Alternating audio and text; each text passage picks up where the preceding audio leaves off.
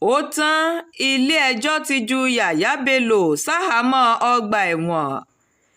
ilé-ẹjọ́ gíga ti ìjọba àpapọ̀ tó fìkàlẹ̀ sí olúùlú ilé wa làbújá ti fi gómìnà ìpínlẹ̀ Kogi tẹ́lẹ̀ rí Yahaya Bello sí àhámọ́ àjọ EFCC títí di ọjọ́ 10 inú oṣù kejìlá ọdún yìí tí wọ́n máa pinnu lórí ìpè tí ó pè fún gbígba béèlì rẹ̀.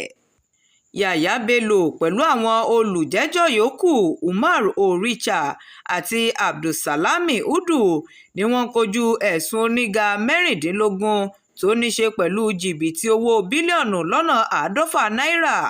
Àjọ EFCC ló ti tako ìpè tí ó pè fún gbígba béèlì rẹ̀ tí wọ́n tọ́ka sí gbogbo bó ṣe ń sá láti kojú ìgbẹ́jọ́ tí agbẹjọ́rò Yahaya Bello sì béèrè fún gbígba béèlì rẹ̀ bó tilẹ̀ jẹ́ wípé àwọn olùjẹ́jọ́ ní àwọn kò jẹ̀bi ẹ̀sùn eléyìí tí wọ́n fi kàn wọ́n.